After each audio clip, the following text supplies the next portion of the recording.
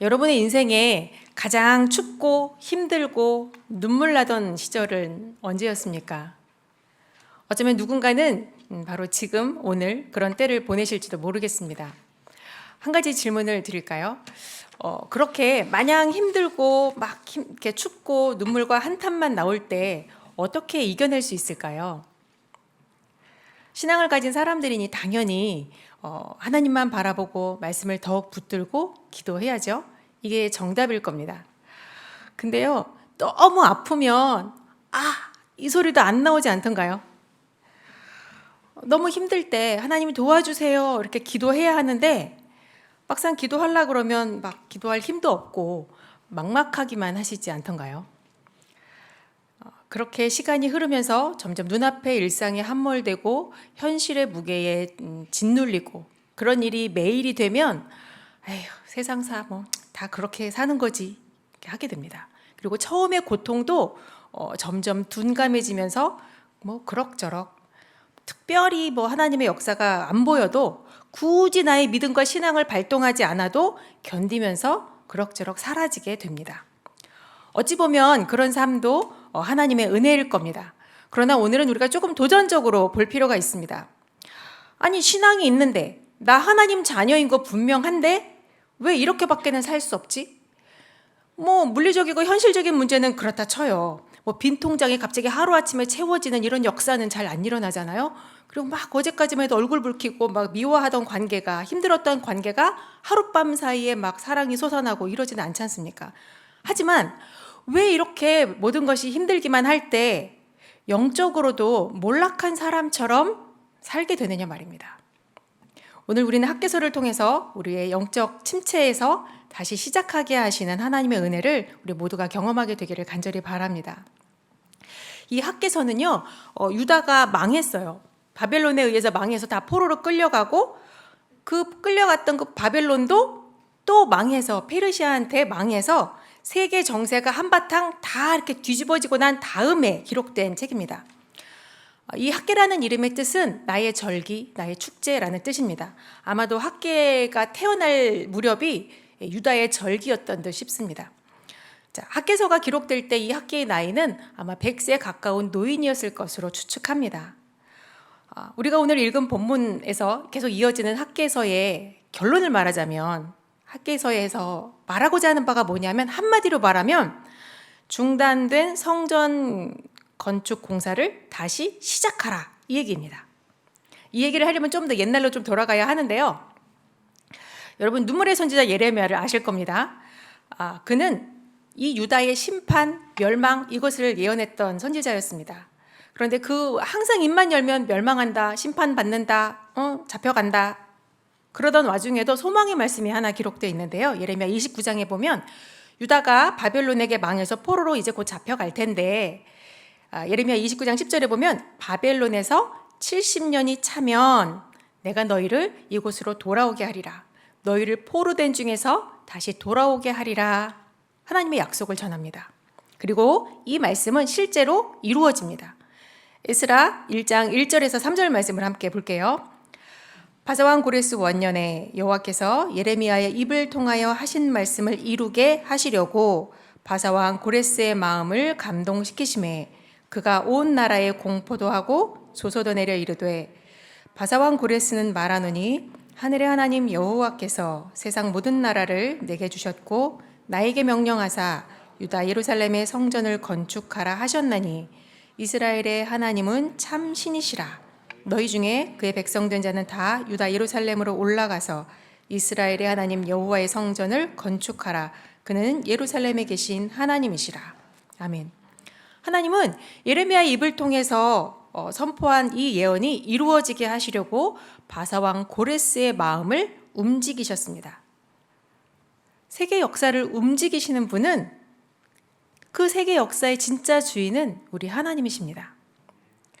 하나님은 이 이방 왕의 마음을 움직여서 유다 백성이 예루살렘으로 돌아오게 하십니다. 그리고 그 귀환한 유다 사람들은 성전 건축을 시작합니다. 되게 감격적이죠? 흥분되지 않습니까? 뭔가 기대할 만하죠. 그런데 얼마 지나지 않아서 이 공사가 멈추게 되죠. 그 땅에 이미 거주하고 있던 사마리아인들이 모함하고 고발을 해서 약 18년 동안 이 성전 건축이 중단됩니다. 에스라 4장 4절에서 6절까지 제가 읽어볼게요. 이로부터 그 땅 백성이라고 하는 것은 사마리아 사람들을 말해요. 유다 백성이 손을 약하게 하여 그 건축을 방해하되 바사왕 고레스의 시대부터 바사왕 다리오가 즉위할 때까지 관리들에게 뇌물을 주어 뇌물을 먹여서까지 막았어요. 그 계획을 막았으며 또 아하수에로가 즉위할 때에 그들이 글을 올려 유다와 예루살렘 주민을 고발하니라.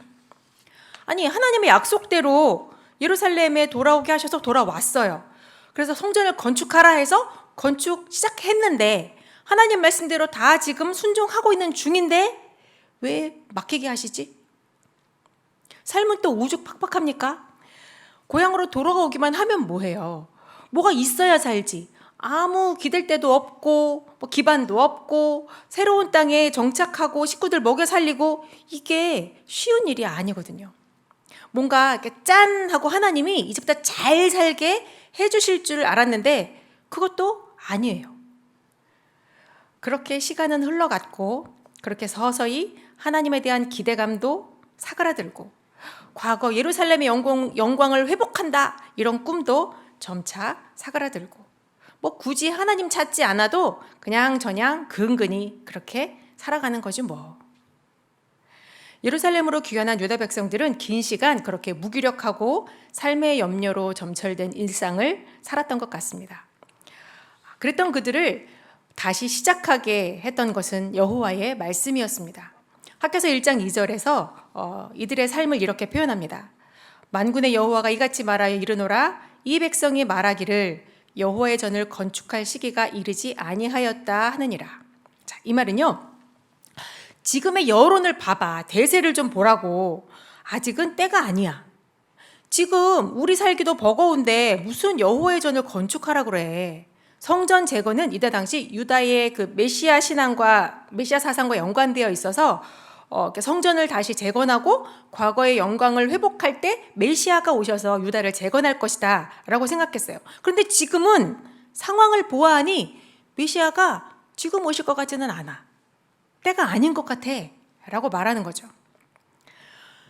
막상 예레미야를 통해서 과거에 예언했던 그 예언이 하나님의 약속이 실제로 이루어졌는데도 불구하고 이들의 삶의 현실은 그 하나님의 약속과는 거리가 먼 것 같습니다.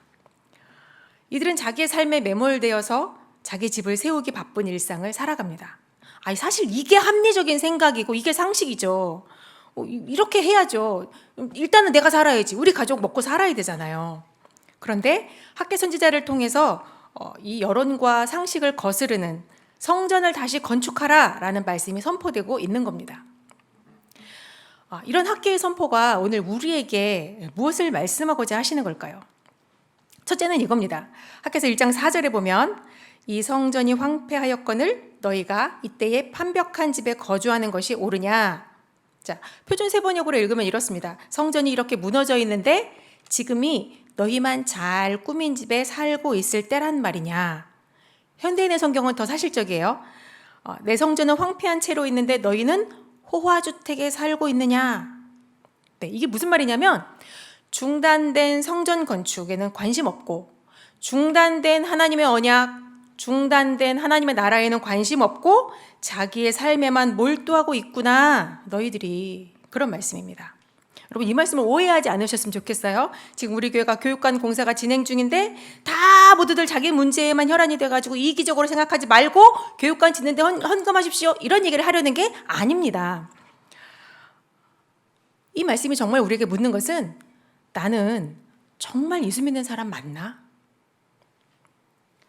회파된 성전과 판벽한 집 이걸 대비시키는 이 말씀 앞에서 올 한 해 너희는 정말 하나님 나라에 관심이 있느냐? 자신의 가정과 일터와 자신의 삶의 모든 자리에 하나님 나라를 세우는 것에 관심이 있느냐? 아니면 그저 네 나라를 세우는 데 관심이 있느냐? 물으시는 겁니다.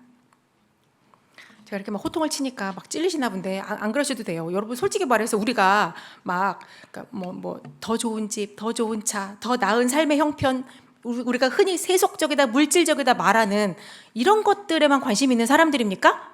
아니죠. 그저 그냥 이 고난의 시간이 빨리 끝나기를, 지금보다는 조금 더 마음 편히 살 수 있기를, 뭐 그냥 그 정도인데 뭐 그런 것도 하면 안 되나요?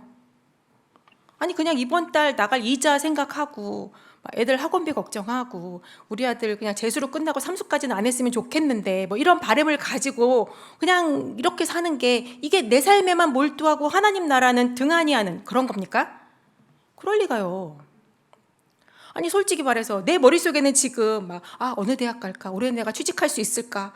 막 위태로운 우리 회사 걱정, 꼴 보기 싫은 직장 상사에 대한 미움이 이렇게 막 하나 가득 있는데 이거는 냅두고서 막 하나님 나라, 전도, 영혼 구원 뭐 이런 거 운운하고 있으면 뭐 그렇게 해야 하나님 나라에 대한 관심인가요?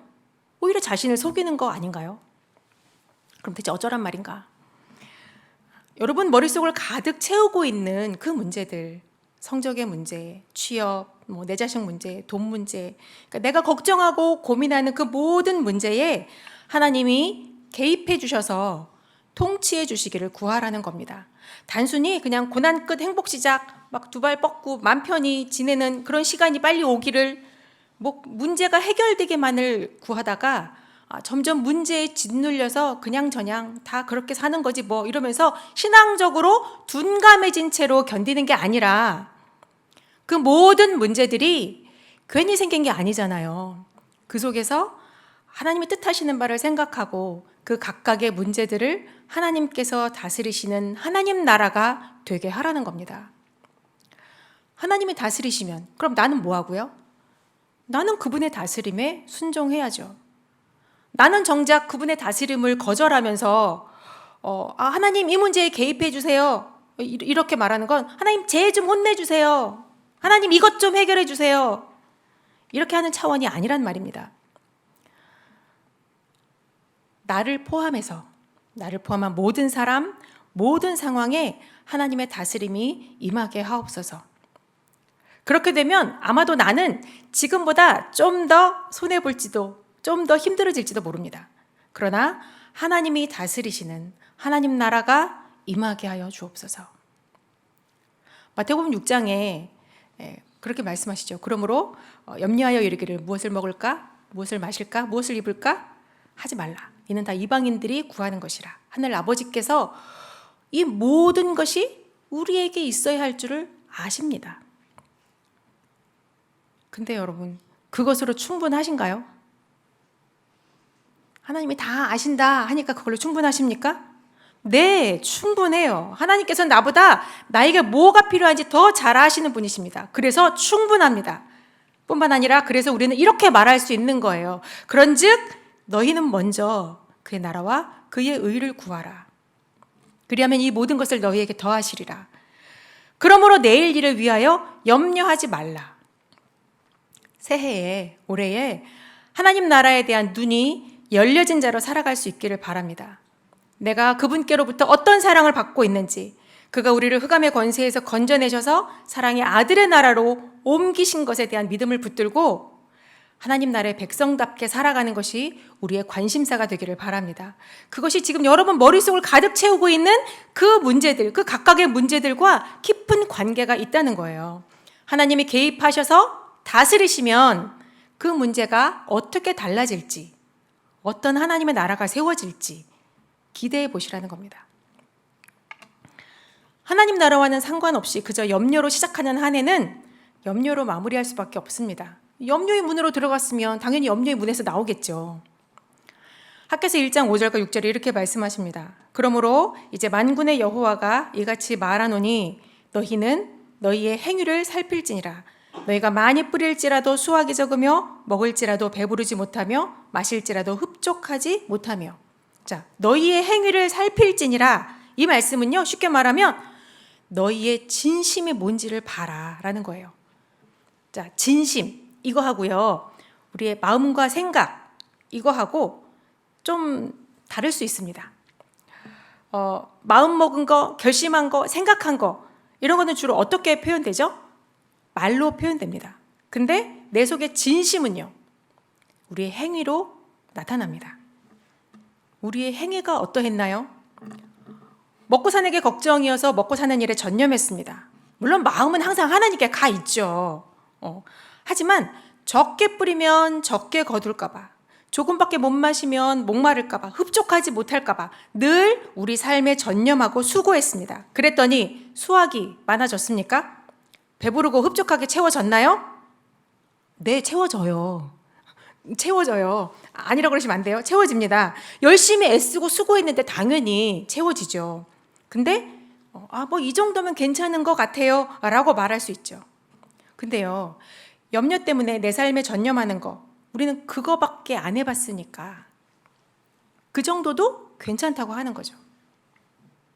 다른 방법도 있다는 걸 경험해보지 못했으니까, 하나님을 전적으로 신뢰하고 그 문제를 하나님이 개입하여서 다스려 주시면, 내가 고민하는 그 문제에 하나님 나라가 임하면 어떻게 되는지 경험해보지 못했으니까 그 정도 수준이어도 만족할 수 있는 겁니다. 하나님이 부어주시는 수준은 그 정도가 아닌데 하나님이 어느 정도로 하시는지 한번 보실래요? 자, 학개서의 결론부터 말하면요, 성전 건축이 시작됩니다. 재건돼요.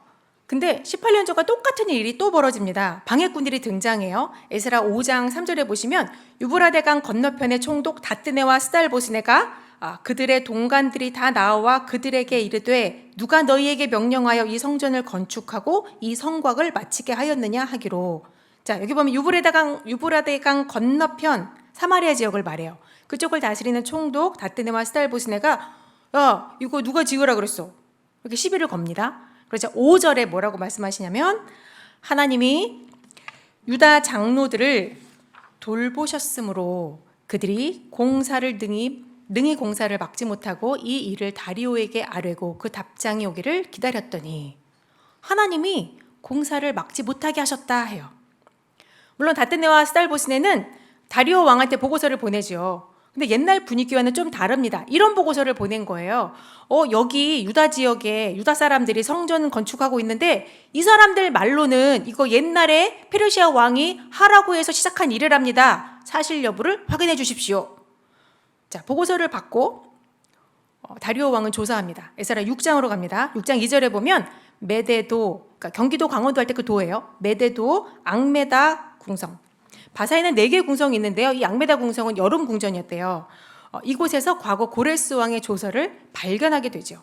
그리고 3절에 고레스 왕 원년에 조서를 내려 이르기를 예루살렘에 있는 하나님의 성전에 대하여 이르노니 이 성전 곧 제사 드리는 처소를 건축하되. 네, 지으라는 거예요. 성전을 지으라고 허락한 조서가 발견됐어요. 자, 그리고 6절로 가볼게요. 에스라 6장 6절입니다. 이제 유브라데강 건너편 총독 다뜨네와 스달보스네와 너희 동관 유브라데강 건너편 아바작 사람들은 그곳을 멀리하여. 7절 하나님의 성전 공사를 막지 말고 유다 총독과 장로들이 하나님의 이 성전을 제자리에 건축하게 하라. 허락해줘라. 근데 여기서 끝이 아닙니다. 자, 8절 내가 또 조서를 내려서 하나님의 이 성전을 건축함에 대하여 너희가 유다 사람의 장로들에게 행할 것을 알리노니 왕의 재산 곧 유브라데강 건너편에서 거둔 세금 중에서 그 경비를 이 사람들에게 끊임없이 주어. 뭔 말이에요? 지금 이 편지를 보낸 너희들, 다뜨네, 스달보스네, 너희들이 네 관할 지역에 세금을 걷어서 그들에게 줘서 건축 자금을 대라는 말이에요. 그들로 멈추지 않게 하라. 근데 이게 끝이 아니에요. 또 있어요. 자, 9절 또 그들이 필요로 하는 것 곧 하늘에 하나님께 드릴 번제의 수송아지와 순양과 어린 양과 또 밀과 소금과 포도주와 기름을 예루살렘 제사장의 요구대로 어김없이 날마다 주어 그들이 하늘의 하나님께 향기로운 제물을 드려 왕과 왕자들의 생명을 위하여 기도하게 하라. 공사를 막으려 했는데 막기는커녕 돈까지 내줘야 돼. 거기다가 하나님께 드릴 제물도 날마다 어김없이 공급해 주어야 합니다. 하나님께서 공급하게 하셨습니다. 할렐루야. 역전의 하나님이시네요. 에베소서 3장 20절에 우리 하나님은 이렇게 표현됩니다. 우리 가운데서 역사하시는 능력대로 우리가 구하거나 생각하는 모든 것에 더 넘치도록 능히 하실 이에게. 하나님을 신뢰하면 우리의 생각보다 더 넘치게 주십니다. 염려로 시작한 인생, 그 염려 때문에 많이 뿌렸는데 그렇게 많이 뿌려도 수확이 적으며 여기서 이것도 여러분 이런 말씀도 오해하지 마세요. 이게 마치 너희들 똑바로 정말 온전하게 하나님 제대로 안 섬기면 배골게 할 거야. 그런 거 아닙니다. 여러분 하나님은 그런 분이 아니세요. 여러분 수고하여 뿌리면 거두게 하는 것이 하나님의 섭리입니다. 제가 여러 번 말씀했잖아요. 하나 뿌린다고 그 자리에서 하나만 나나요? 하나를 뿌렸는데 그 줄기에서 우수수 열립니다. 그러니까 이거는 하나님을 믿으나 안 믿으나 모든 사람에게 동일하게 적용돼요. 열심히 성실하게 살면, 전념하여 살면, 내 삶에 전념하여 살면 먹고 살고 내년에 파종할 것도 거두고 저축도 하고 충분히 삽니다. 살림이 훨씬 더 나아집니다. 근데 중요한 건 배부르지 않다는 거예요. 많이 먹는데도 늘 배고프고 비교한다는 겁니다. 이만하면 됐어. 이런 감사, 이런 진심의 감사와 만족이 안 된다는 거예요. 하나님 앞에 자기의 행위를 살피시기 바랍니다. 우리의 진심을 살피시길 바라요. 우리 삶 구석구석의 모든 결정과 선택에 하나님 나라와 그 뜻을 구하고 있는지 스스로에게 질문해 보십시오. 나의 성전은 황폐하였는데 너희는 호화주택에 살고 있구나. 이렇게 책망하지 않으시는지 들으시기를 바랍니다. 오늘 우리가 학계의 선포를 주목하는 두 번째 이유가 있습니다. 이거 학계 1장 8절 말씀을 함께 읽어보도록 하겠습니다. 너희는 산에 올라가서 나무를 가져다가 성전을 건축하라. 그리하면 내가 그것으로 말미암아 기뻐하고 또 영광을 얻으리라. 여호와가 말하였느니라. 자, 산에 가서 나무를 해다가 성전 건축할 자재로 쓰라. 그렇게 해서 성전 공사를 재개하라. 이런 말씀이에요.